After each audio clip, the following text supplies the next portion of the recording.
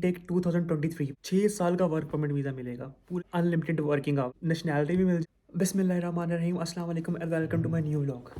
यार आज का मेरा व्लॉग है इनटेक 2023 पे। स्टूडेंट्स का इंस्टाग्राम पे मैसेज आया है कि उनको ऑस्ट्रेलिया जाना चाहिए पढ़ने के लिए या यूके जाना चाहिए।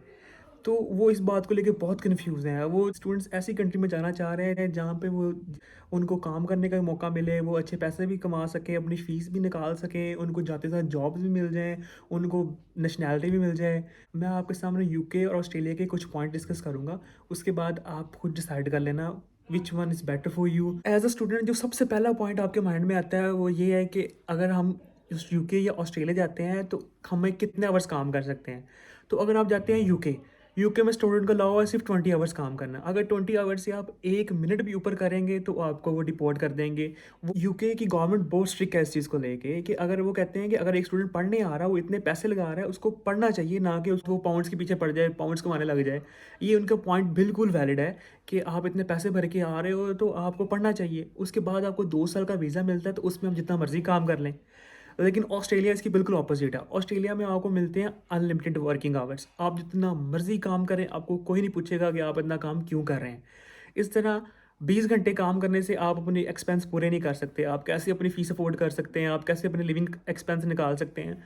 तो ऑस्ट्रेलिया में आपको अनलिमिटेड आवर्स मिलते हैं, तो उसमें आप अपनी फ़ीस भी निकाल सकते हैं, अपने लिविंग एक्सपेंस भी निकाल लेते हैं। जो दूसरा पॉइंट है वो है जॉब्स अवेलेबिलिटी। यार आप किसी सिटी से दूसरी सिटी में मूव होते हैं ना, तो आपके बहुत ज़्यादा एक्सपेंस आते हैं।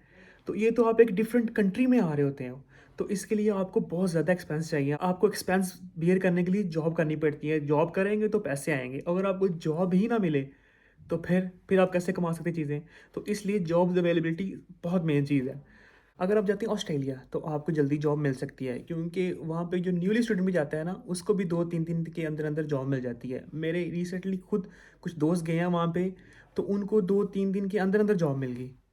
हालाँकि और कहीं भी किसी भी कंट्री में ऐसा नहीं होता कि आपको इतनी जल्दी जॉब मिल जाए। हर कंट्री की अपनी अपनी रिक्वायरमेंट्स। जैसे यूके में जॉब करने के लिए पहले आपको नेशनल इंश्योरेंस नंबर चाहिए, तो यहाँ पे आपको सिक्योरिटी की जॉब मिल जाती है। उस सिक्योरिटी की जॉब के लिए भी आपको एक कार्ड चाहिए। नेशनल इंश्योरेंस नंबर बनने में महीना लग जाता है। थर्ड पॉइंट है ना यार, ये मेन पॉइंट है। हर स्टूडेंट के दिमाग में ये क्वेश्चन लाजमी जा रहा होता है कि जी हम आ भी गए हैं पढ़ने के लिए, हमने इतने पैसे भी लगा दिए हैं, तो हम पक्के कहाँ से कैसे हो सकते हैं, हमें नेशनैलिटी किसकी जल्दी मिल सकती है। तो यार बात ये है कि अगर आप यूके में आते हो तो आपको मिलता है अगर फॉर एग्जांपल मास्टर्स करने आया तो साल का आपका वो वीज़ा मिल गया, और 2 साल का आपको पोस्ट स्टडी वर्क वीज़ा मिलता है। उसके बाद आपको कंपनी को स्पॉन्सर करती है, तो आपको 5 साल का वीज़ा मिल जाता है, और उसके बाद आप इंडेफिनिट लीव टू रिमेन कर अप्लाई कर सकते हो। तो उसके बाद आप पासपोर्ट के लिए अप्लाई कर सकते हैं। अगर आपको कोई कंपनी स्पॉन्सर नहीं करती तो फिर या तो आपको होम कंट्री वापस जाना पड़ता है, या आपको अपना वीज़ा स्विच कराना पड़ता है। जैसे आजकल यहाँ पे हेल्थ केयर की वीज़े बहुत चल रहे हैं, लोगों को 5-5 साल के वीज़े मिल रहे हैं। जिनको यार जॉब नहीं मिलती वो तो हेल्थ केयर का वीज़ा ले लेते हैं ना, 5 साल का वीज़ा लेते हैं, और 5 साल उनको कोई पूछता नहीं, 5 साल वो यहाँ से हिलते नहीं। इवन यार जो बंदे यहाँ पे फेल हो रहे हैं ना, यहाँ पे आते साथ ही जिनके फर्स्ट सेमेस्टर में ही 2-2 4-4 5-5 सप्लियाँ हैं, क्योंकि यहाँ पे जो यूनिवर्सिटीज़ है ना, वो पीछे होम ऑफिस को रिपोर्ट कर रही होती हैं। तो वो जैसे यूनिवर्सिटी बताती है कि यार ये बच्चा फेल हो गया है इतने सब्जेक्ट्स में, होम ऑफिस आपको भेज देता है लेटर कि आप विद इन वीक यूके से निकल जाएं।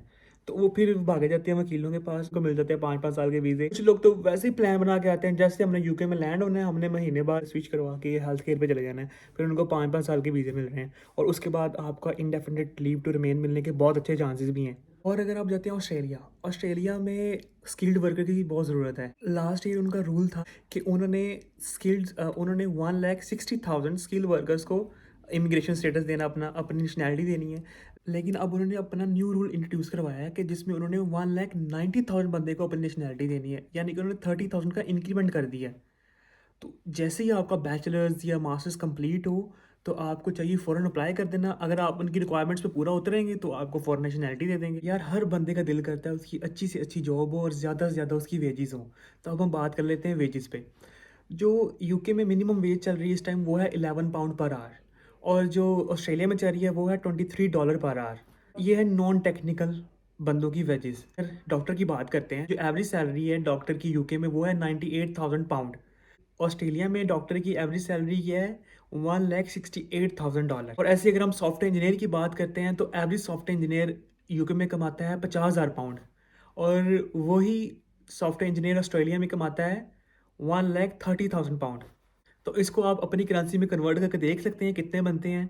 मिनिमम वेजेस हैं दोनों कंट्री की टेक्निकल बंदों के लिए। जैसे जैसे आपका एक्सपीरियंस इंक्रीज करता जाएगा वैसे वैसे आपकी पे भी इंक्रीज करती जाएगी। दोनों ही कंट्री में बड़ी अच्छी वेजेस मिलती हैं आपको। और जो हमारा लास्ट पॉइंट है वो है वर्क वीज़ा, कि हमारे स्टडी के बाद हमें कितने साल का वर्क परमिट वीज़ा मिलेगा।